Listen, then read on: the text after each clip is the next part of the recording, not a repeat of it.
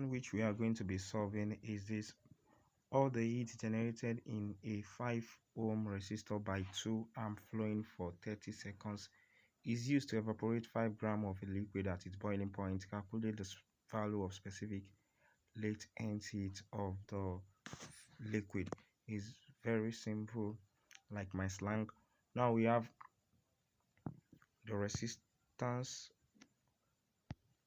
you have the current here, and you have the duration, which is your time. Then it is used to evaporate what 5 grams of liquid, which means that its electrical energy has been transformed towards heat energy. What type of heat? Since we are using the heat generated to evaporate 5 grams of liquid, don't forget that the liquid is at its boiling point, which means constant temperature. What do we have there? Latent heat of vaporization. So which means electrical energy will be converted to heat that will be used to evaporate the liquid. I square RT, which is equivalent to the electrical energy, since we are given current and resistance and time. So that is why we choose this. I square RT is equals to what? MLV. So given that R is equals to 5 ohm, I current 1, time 30 seconds, mass 5 gram. Now this question is a past question. I actually pick it from past question, and the unit of our answer is joules per gram. That is why I didn't convert this 5 gram to kilogram. So make your LV, sorry, the formula here, divide both side by what? By M. So you get your LV is equals to this. Substitute your value. You can pause this video and solve it yourself. It's very simple. 2 square times 5 times 30 over 5. 5 cancel 5. You are left with what?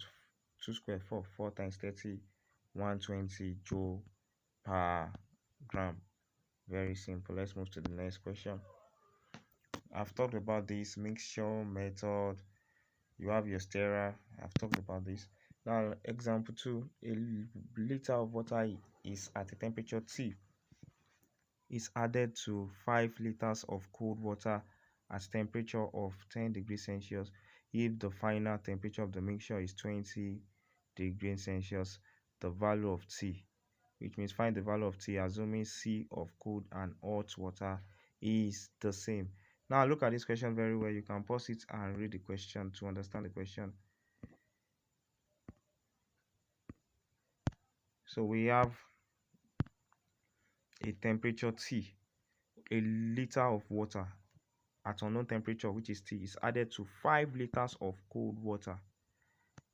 A liter, 1 liter, 5 liters of cold water at a temperature of 10 degrees Celsius, the temperature of the cold water. If the final temperature of the mixture is 20 degrees Celsius, find the value of T, which means the temperature of this liter, 1 liter of water. Is very simple. You should know that we are only given volume here, and let's look at the relationship between volume and mass. Now density is equals to mass over volume. Make your mass set of formula. You can see that mass is equals to what? Density times volume. Mass is directly proportional to volume. Now you are given the volume of the cold water, which is 5 liter, the temperature of the cold water, which is 10 degrees Celsius, the temperature of the hot water, which we are looking for, we don't know it's T or no, the final temperature of the mixture, 20 degrees Celsius. Then you have the volume of the water, which we are looking for, which is 1 liter, which means volume of the hot water, or the volume of the water we are looking for. Now let's look at it. Heat loss will be equals to heat gain. This one is a mixture method. Now what is our heat loss? Since we have related density and volume together, as density and mass together, you see that volume of the hot water multiplied by density of that water multiplied by the C of that water, this is the heat loss. So since the temperature of the hot water will be higher than the cold water, so we have T minus the final temperature is equals to what? Volume of the cold water multiplied by the density of the cold water and the C of the cold water. And you know that the final temperature of the mixture will be greater than the actual temperature, the initial temperature of the cold. since the cold will gain heat.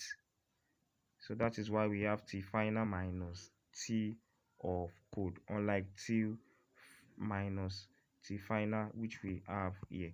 Now substitute your value. You should know that automatically the density will cancel density. Here I assume that the density of the two liquid are the same. So density of the hot water and cold water are the same. Then the C, according to the question, they are the same. They cancel each other. So we are only left with what? VH multiplied by this temperature, VC multiplied by this temperature.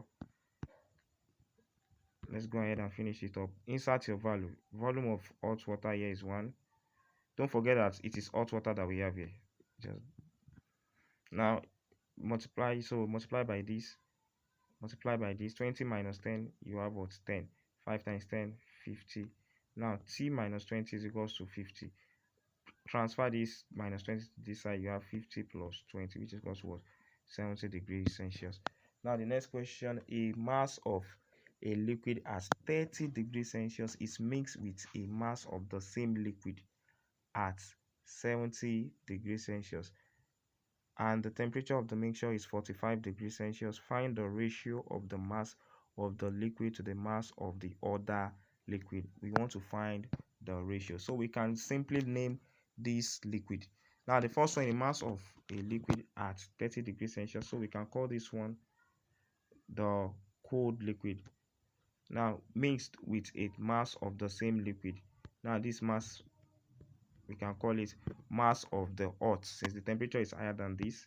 So that's why we have mass of the hot at the temperature, and the final temperature of the mixture is 45 degrees Celsius. So that is T final. You are only given temperature here. Find the ratio of the mass of the cold liquid to the mass of the other liquid. Let's see how to solve that.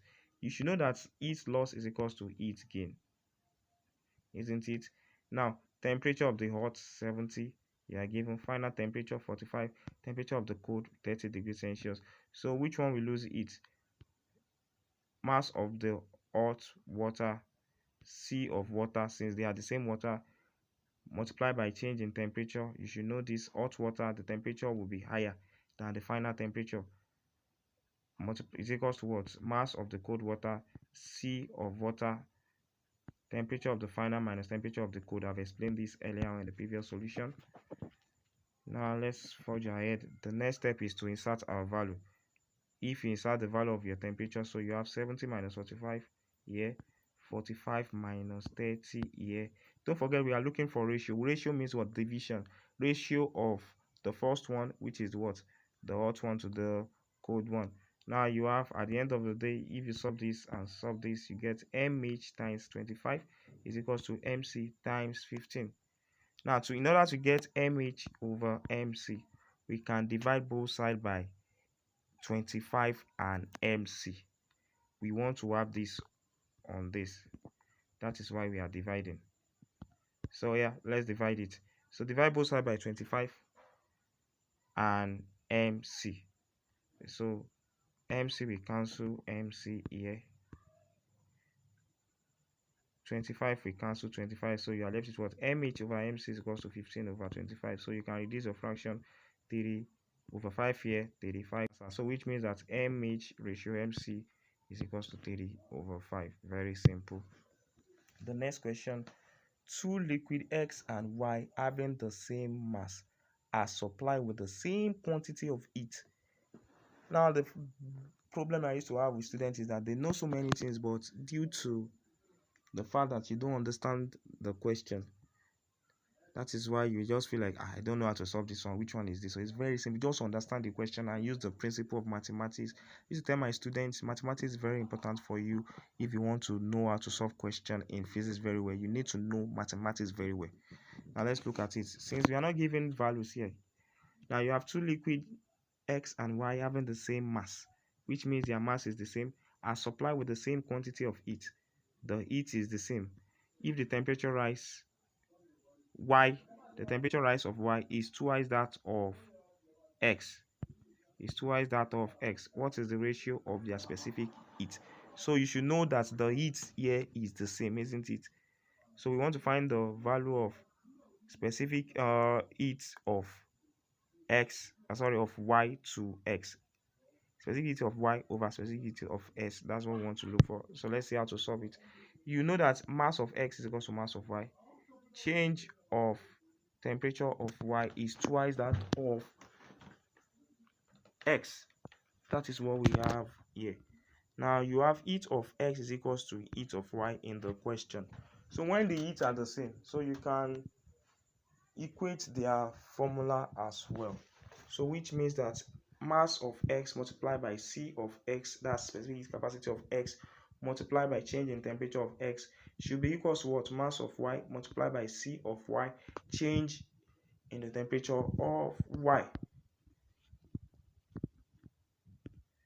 So since the mass of y and x are the same thing, mass of x and y will cancel each other, the same thing. So where you are saying change in the temperature of y here, which is the same thing as what? 2 change in temperature of x. So you can put the value here. Instead of having change in y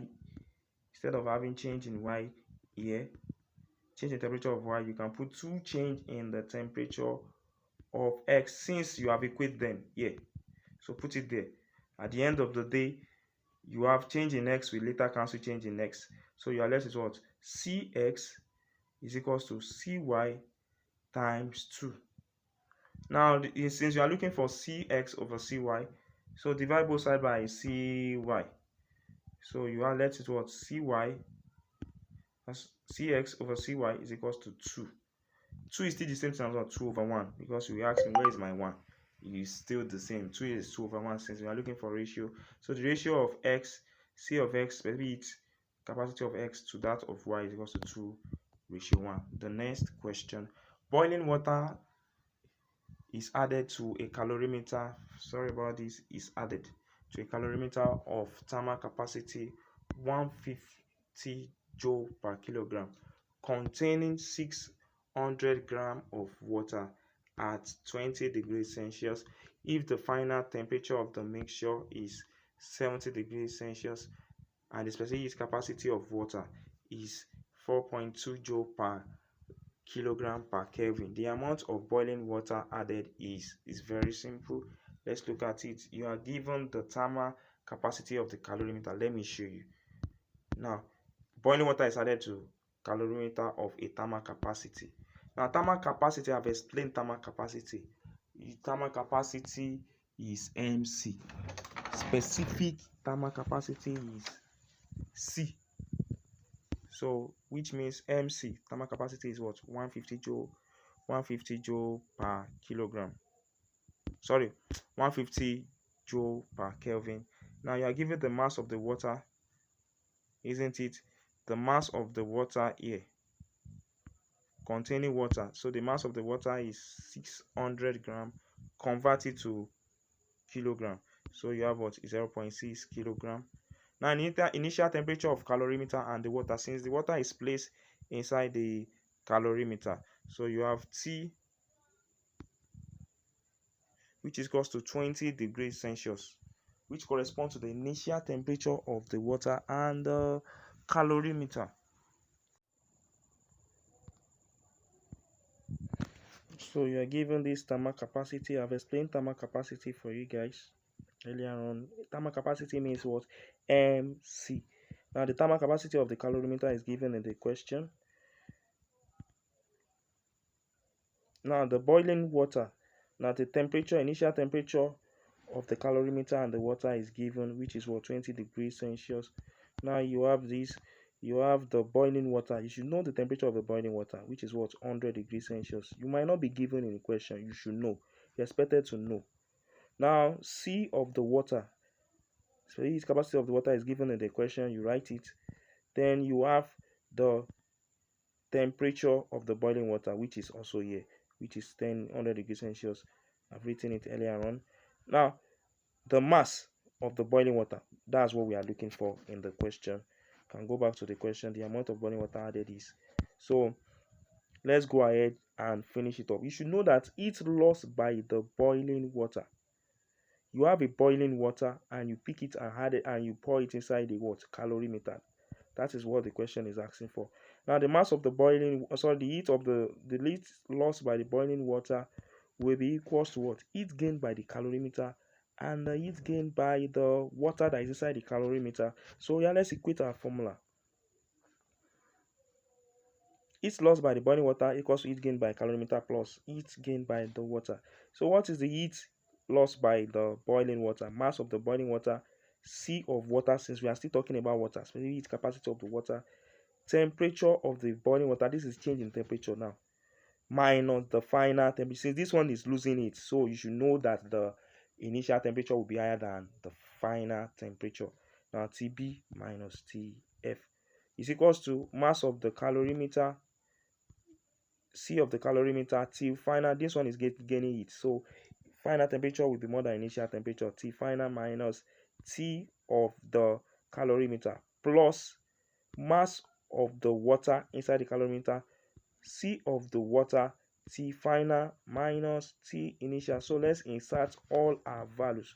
At any time you can pause this video or you have a screenshot to look at it. Now you insert your value, you get all this. 4.2 times 30, 150 times 50, 0.6 times 4.2 times 50. All these values, insert the values there. All the parameters given, just insert it.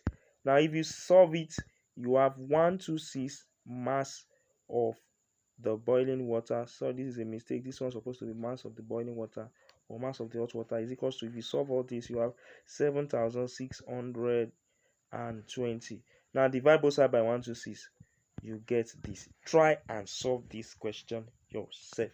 Let's move to the next question. Now mixture method. What do you need to know in mixture method? In mixture method and in calorimeter, basically we use lagging to prevent heat loss to the surrounding. Now copper of known mass is not copper calorimeter. Copper of known mass. Now let's see how to use mixture method. You have, let's say you want to find the heat capacity of any material. Let's take for instance, you have aluminum, because there is a mistake here. Now your aluminum, you just weigh your aluminum, you know the mass. You have a container and you heat it inside the container. As you put inside the water and you start heating it. Now after a while, if the water is boiling, after a while the aluminum is going to assume the temperature of the boiling water, which is 100 degrees Celsius.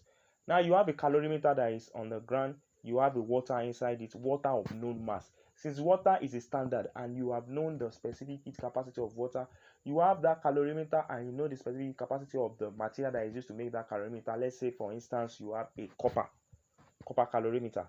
So you know the specific capacity of the copper calorimeter and you know the weight of that calorimeter, of that copper. So you quickly transfer, let me show you, I think I have the diagram. You quickly transfer your mass here inside this without wasting time. You quickly transfer it and you start stirring. Now don't forget, you know the initial temperature before as you are bringing it here, and you know the initial temperature of this mixture before you put the mass that you want to know the heat capacity, and you put it there and you start stirring it. After a while you have a constant temperature, which means that the temperature of all this mixture will be the same according to zeroth law of thermodynamics. Then you look at your reading. That's all. That's what you need to know. You already know the mass. You know the mass of this copper calorimeter. You know the mass of the water. You know the C of the copper. You know the C of water. And you want to know C of this. That's all. You just equate your formula. And you get your question. You get your answer. That is that about that.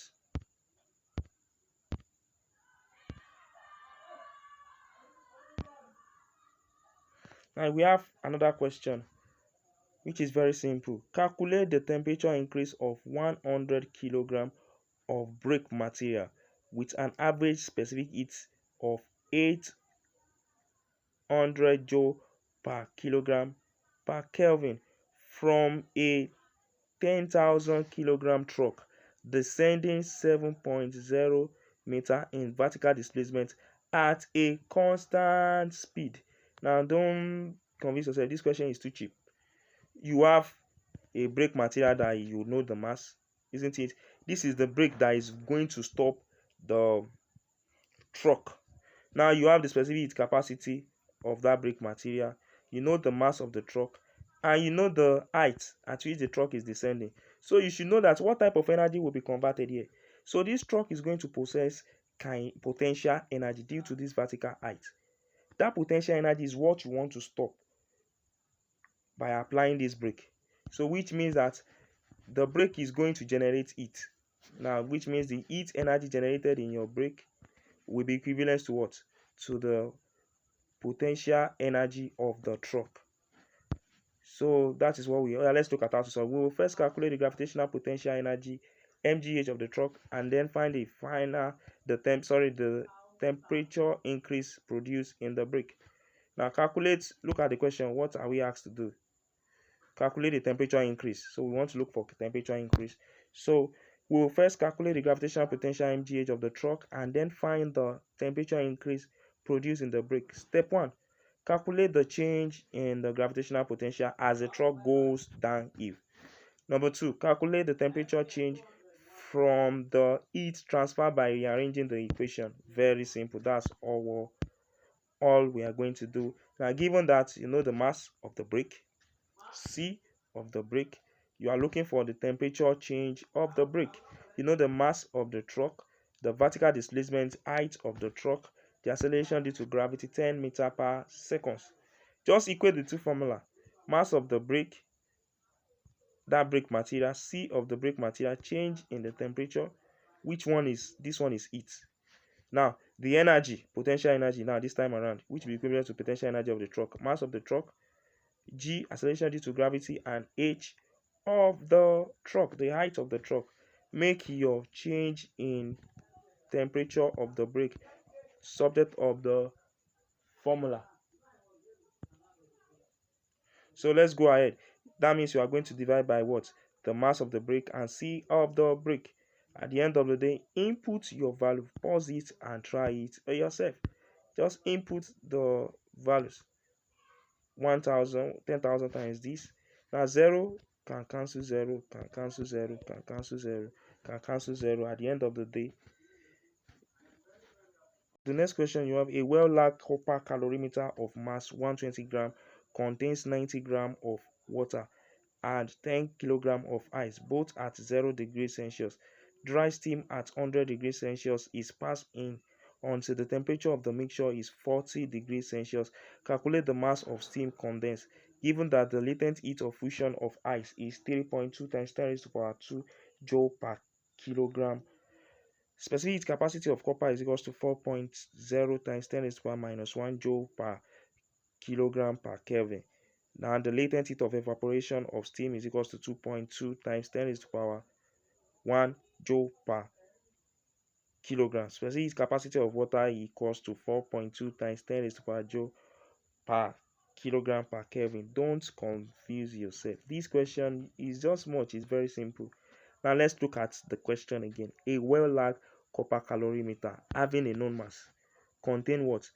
90 kilogram of water and another thing again, which is what? Ice, 10 kilogram of ice.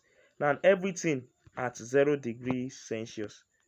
Now you now have an external steam at 100 degrees Celsius. Steam at 100 degrees Celsius is passed in. Now if you look at the diagram of your copper calorimeter, you see that you have so many things there. So you now pass in your dry steam at what? 100 degrees Celsius in until the temperature of the mixture is 40 degrees Celsius. The question is now asking you calculate the mass of the steam condensed, which means the mass of the steam that you are going to use. Now let's look at the question properly. So you are given the mass of the water, mass of your water 90 kilogram, mass of your calorimeter 120 gram, which means you are going to convert it to kilogram, 0.12 kilogram. You are given mass of the ice, which is 10 kilogram. So you are given the initial temperature of all this mixture. Initial temperature of all this mixture. Don't forget you have some water, and you also have ice. everything inside a copper calorimeter. This is the mass of your ice at a temperature 0 degrees Celsius. So which means everything is at 0 degrees Celsius, temperature of the mixture. Now in the question you are given the final temperature when you pass in some steam. Now what is the final temperature? 40 degrees Celsius, final mixture temperature. In the question you are given all these values: specific latent heat of vaporization of steam, latent heat of fusion of ice, specific heat capacity of water, specific heat capacity of the copper. Now for your mixture, you should know that, okay, so don't let us look at this. Then let's just forget about that one for now. We are still going to use it in the formula. So recall that heat gain is equals to heat loss, which means that, so which one will lose heat and which one will gain it? Don't forget, a steam is passed in. A steam is just like a vapor, dry steam. So which means the dry steam is going to lose heat, while your copper calorimeter, your water, and the ice will all gain heat. Now, the first thing that will happen is when you are passing in your steam, the temperature of the mixture will not change. Why? Because we have ice inside it. Now, the ice will be absorbing the heat and it will be melting. The bond, the intermolecular forces bond in the ice will start breaking. That is called what? Latent heat of fusion. That is latent heat. It will be taking latent heat from the steam. It will be melted. The temperature will not change. Now the ice will completely melt before the temperature now starts changing. Now don't forget, the ice is having mass. Initially it is an ice. Now it will melt.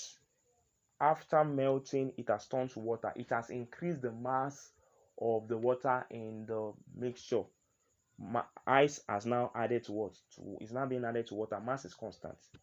So after a while, the temperature will now start changing again. This time around, it is not latent heat again. It is due to what? Specific heat capacity. Don't forget, you now have ice, water. You have the mass of ice added to the mixture.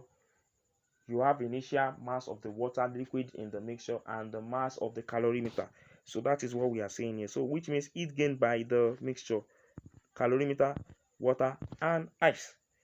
So the heat lost by your steam will be what? Mass of the steam condensed multiplied by the latent heat of vaporization, because we are talking about steam here. So the steam is going to possess latent heat of vaporization. Then you have the mass of your calorimeter, C of your calorimeter, since they are all gaining heat. T final minus T, temperature of the mixture. This one is the heat gained by your calorimeter. Now this one is the heat gained by your water. Mass of the water, C of water. Now this one is the heat gained by your ice. And this one is what? The latent heat that will be used to convert the ice to water. Now this, you can as well reshuffle this and have this mass of ice being added to this alone. So that means instead of having a separate formula for this, again you can combine the two together. So which means you just have what? M water plus M ice. You close the bracket, into bracket C W T F minus T. But you can as well separate it like I separate my own. Now you have what? Mass of the ice. This time around, the mass that we are using here, this ice has turned to water. So we have to make the provision for it. Plus this latent heat. Now just substitute your value. That's all. Very simple. Substitute your value and you get your answer. Substitute all these parameters inside this formula and you try to solve it. They are too simple. You are just looking at it that is something that is complex. Very cheap. 0.12 times 4. Then you solve everything. Pause it and try it yourself. This is our final answer. 23.05 gram.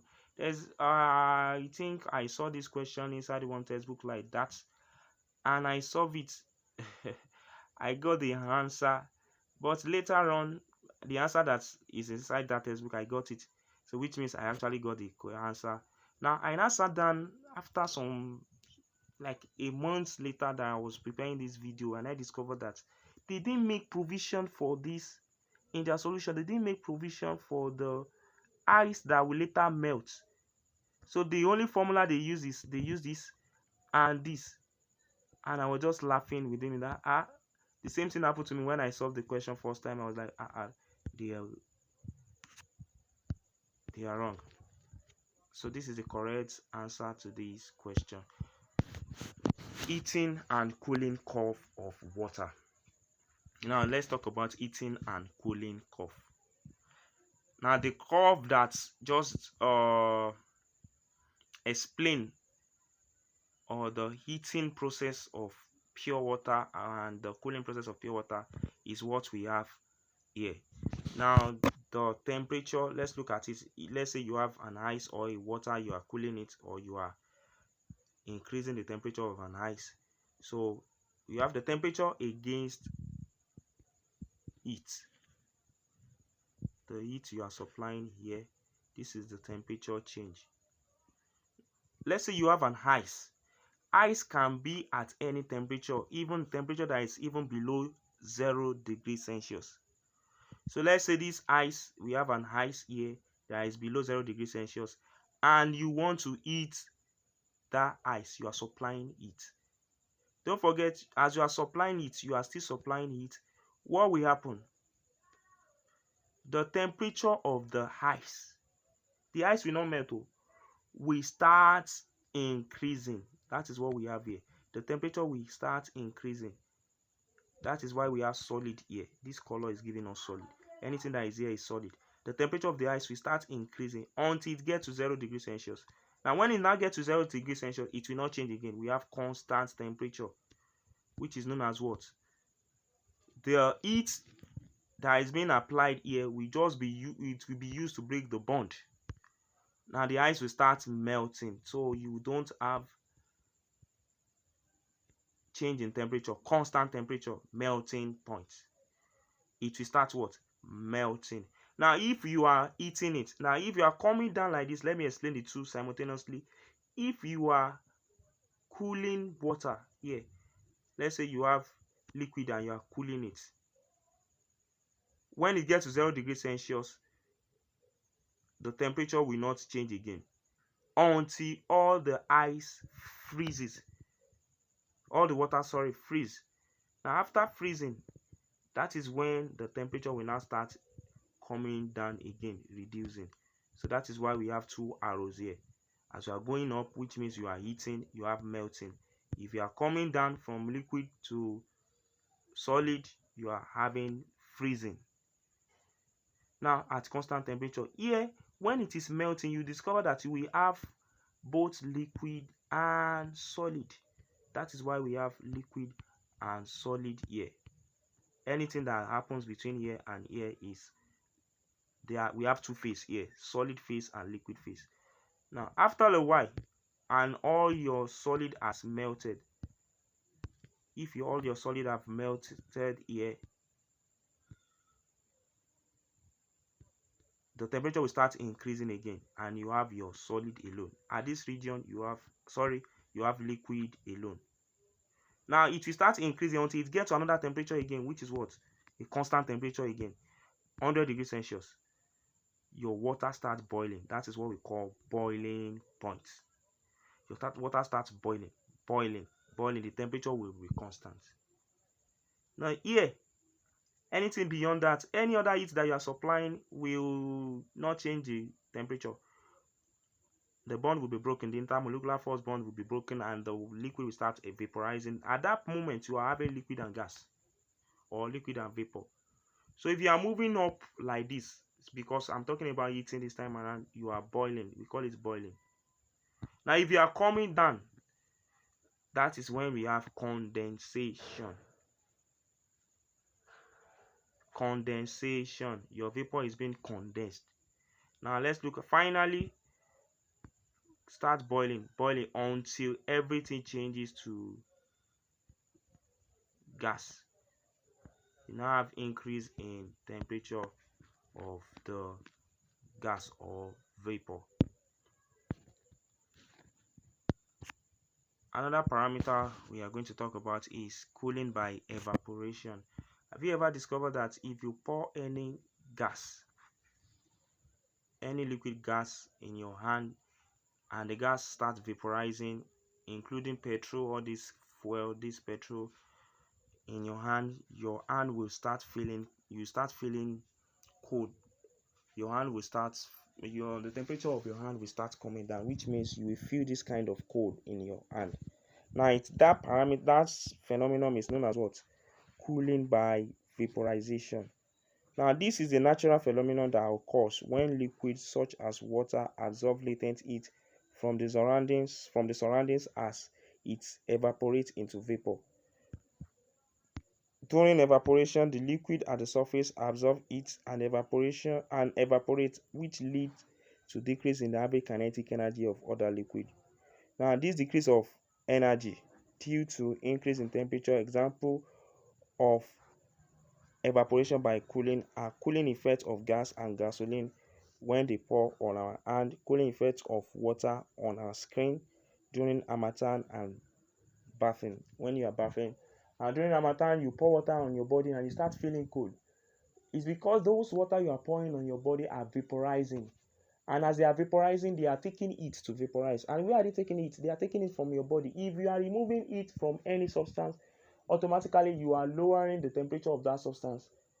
You are cooling that substance. Removing heat, cooling substance. Adding heat, increasing the temperature.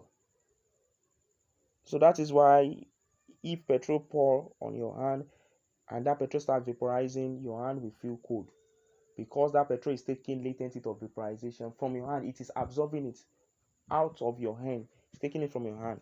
That is called cooling by evaporation. Now, we have different application of cooling by evaporation. One is HVAC system. HVAC system, you're not going to see this in your textbook. Now, HVAC means what? Heating, ventilation, air conditioning. Heating and ventilation, air conditioning. That's meaning of HVAC system. Now, HVAC system, you have heating, ventilation, and air conditioning system. Basically consists of evaporator. Now, this one is a complex term. Evaporator, where evaporation by cooling takes place. You have your heat exchanger called condenser, where the heat is being deposited and vapor condenses back to liquid. You have your compressor, where the pressure of the liquid is increased and it drives the fluid throughout the cycle. A refrigerant evaporates and takes its latent heat. Now, example of HVAC system is refrigerator. Let me explain the principle for you.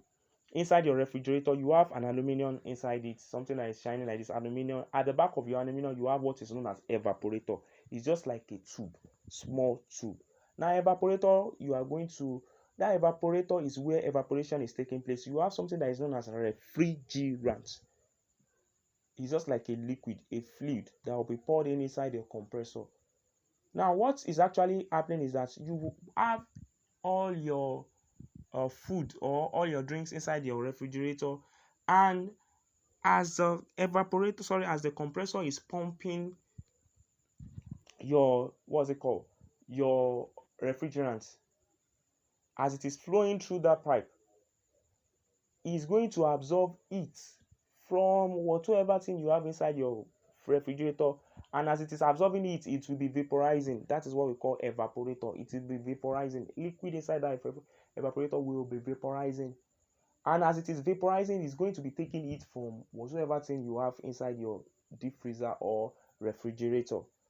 So as it is taking it, now the compressor is just responsible for pumping your fluid every time. Now the compressor will be pumping it and it will be taking it from whatever you have in your deep freezer, and as it is going out, it's going to deposit that heat inside the condenser. Condenser is what you have at the back of your refrigerator. That hot thing you have at the back of your refrigerator is called condenser. Now that heat will be deposited at the condenser, and it will move straight back inside your compressor again. Compressor will pump it, and it will be taking it. That is why after a while you discover that if you pull anything inside your refrigerator, it will start freezing or it will be cold. That is the working principle of evaporation by cooling. Evaporation is taking place in your evaporator. An evaporator is just like a tube. Now they use aluminum to cover it. You are not going to see it. Another thing we need to talk about is humidity. Now this is the measure of the amount of water vapor present in the air. It is an important factor in weather and climate because it influences our comfort and well-being. Now let me quickly go back to this HVAC system. Another example is air conditioning. Now it's very simple.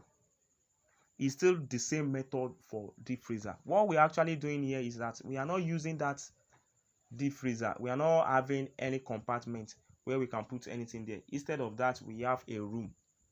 And what we are doing here is, as that heat is being, as your what's it called, your refrigerant is vaporizing, that place will start freezing. It will be cold, and we have a fan. A fan will now be blowing air across that thing, and as it is blowing here, the air that will now be coming out of that place will be cold. It is very simple. The air that will be coming out will be cold. It's still the same thing as what? Refrigerator. The working principle almost the same thing. Now humidity is the amount of water vapor present in the air. Now effect of humidity, we have human comfort. High humidity can make hot temperature feels even more hotter due to reduced evaporation of sweat from the skin, leading to discomfort. Let me explain high humidity. High humidity means there is a lot of water vapor in the air. And when are we going to have high humidity? You have it during rainy season. So which means that during rainy season, hot temperature feel even more hotter. During the afternoon, you just feel like the temperature is so much. This sun is so intense. It is due to the fact that you have more water vapor inside the air. So even more hotter due to reduced evaporation of sweat from the skin.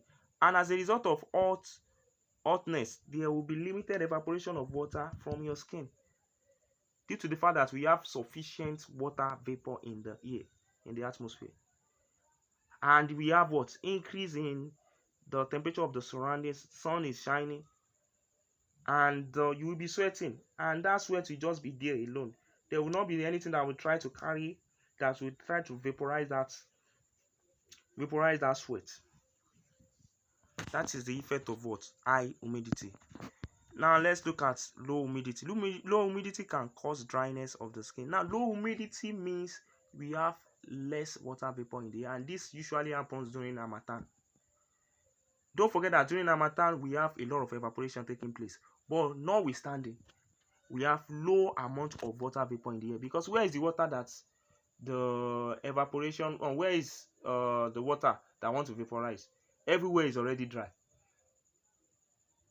So we have less amount of water vapor in the air. So as a result of low humidity can cause dryness of the skin, eyes, and respiratory tract. Now high humidity can promote the growth of mold, dust mites, and bacteria, which can exacerbate allergies and irritate the respiratory tract. Now weather patterns. Humidity is a key factor that influences the formation of precipitation, cloud, and fog. It can also influence the development of hurricane and thunderstorm. Types of humidity. We have absolute humidity, which means this is the actual amount of water vapor present in a unit volume of air.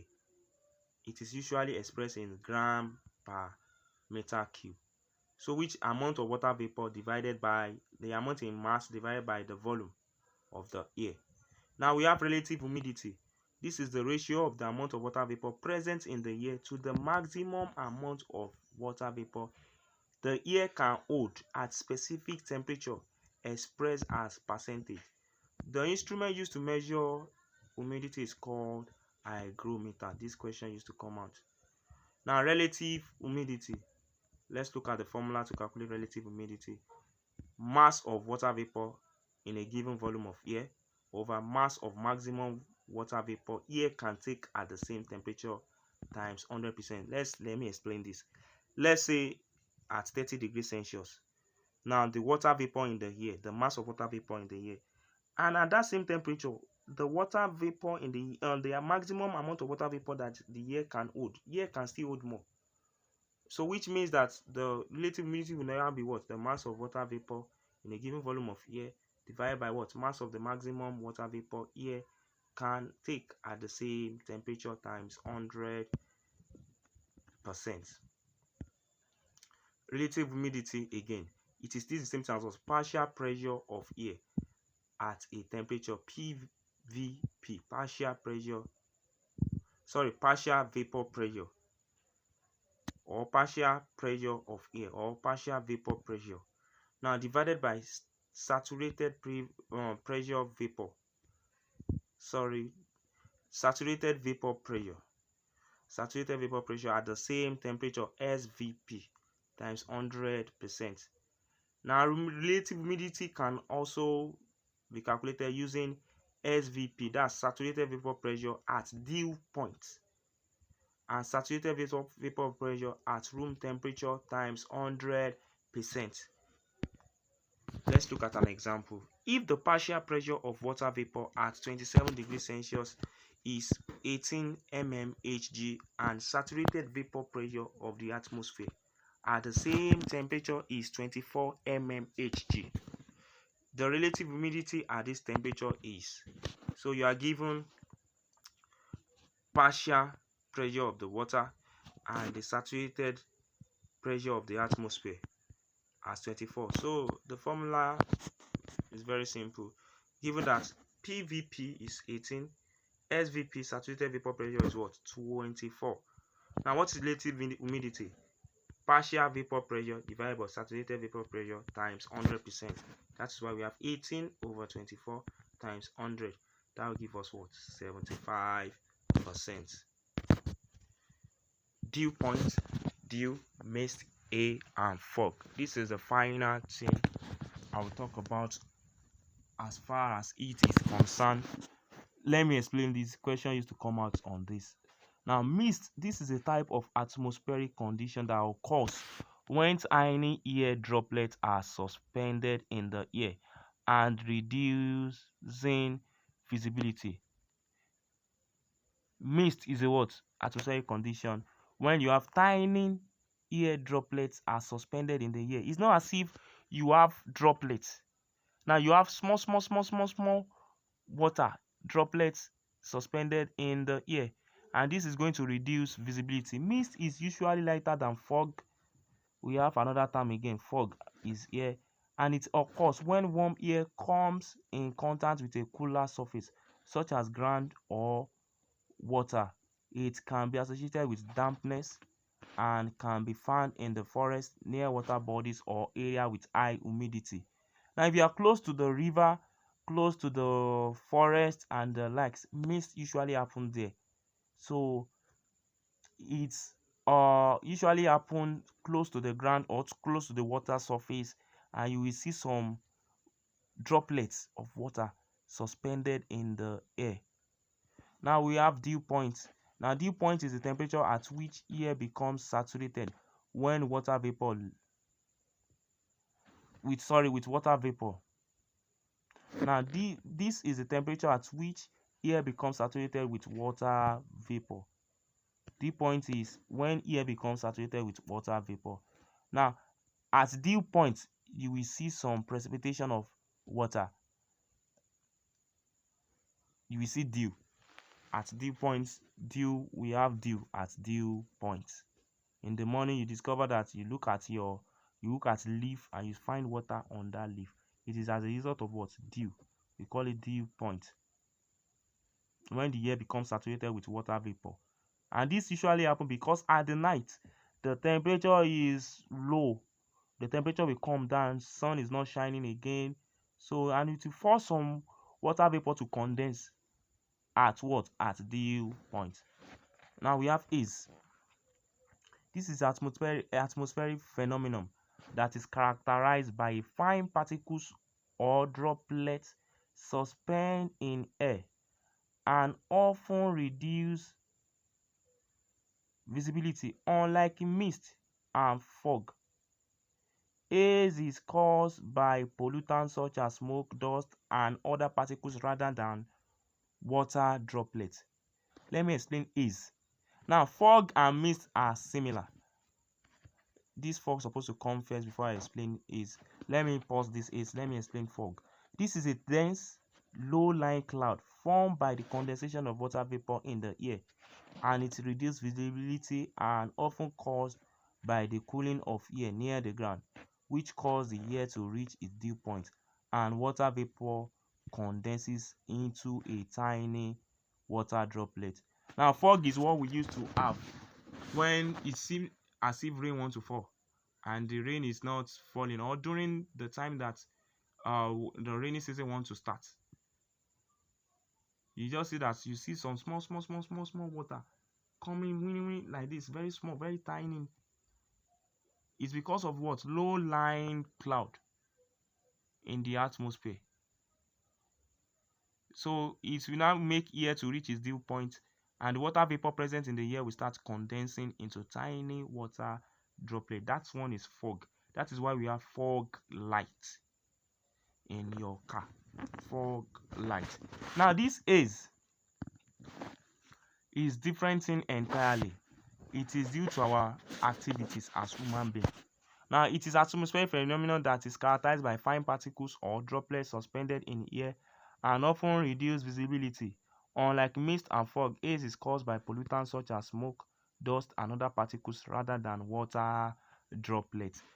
This phenomenon used to happen during all this Niger Delta side because they have oil company there, and we have a lot of smoke rising from their refinery into the atmosphere, and this kind of pollution will make, all the smoke that they are releasing are gas, and they'll be suspended in the air. As a result of this, we now have what? Pollutants such as smoke and other particles, and they will be full in the atmosphere, and they will reduce down, they will and they are going to be fine particles in the atmosphere. So they will be suspended in the atmosphere, in the air, and this one will reduce visibility. This usually happens in all these what's it called, Port Harcourt side. People will be complaining that and they are inhaling a lot of stuff, a lot of gas. They spread white clothes outside. After a while, they discover that it has turned to black due to what? Due to haze and the like. Now let me quickly summarize this heat energy for you guys. Haze, dew points, fog, try to know it, the difference between them. Now those all these calculations, they are very important. Effect of heat by cooling, this graph, understand it. They can just draw graph for you. Now all this calculation, this kind of calculation, if you are writing your WAEC, is very good. This understanding will help you, and if you are an engineering student as well, it is going to help you.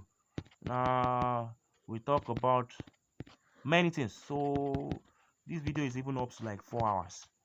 Well, I don't know that this video will be up to 4 hours. Very simple. You can go ahead and watch it over and over again. It will help you. It will help you. Now I will encourage you to subscribe to my YouTube channel, because I believe my students will be in 100 level next year. So I will be having series of video in 100 level students in physics and in mathematics. Hopefully I will be doing chemistry, but I want to be doing physics and all this engineering course as well. So you are encouraged to subscribe to my YouTube channel. You will learn a lot of things, including motivational videos, animation videos, how you can use your phone to do so many things, like doing animation, graphics design, and the likes. So you are going to enjoy so many things on my YouTube channel. I'm just starting the YouTube channel, so I will encourage you to subscribe to my YouTube channel and share and like my video. Thank you for buying this video. My prayer is that you all gain admission, and I want to see you in high places.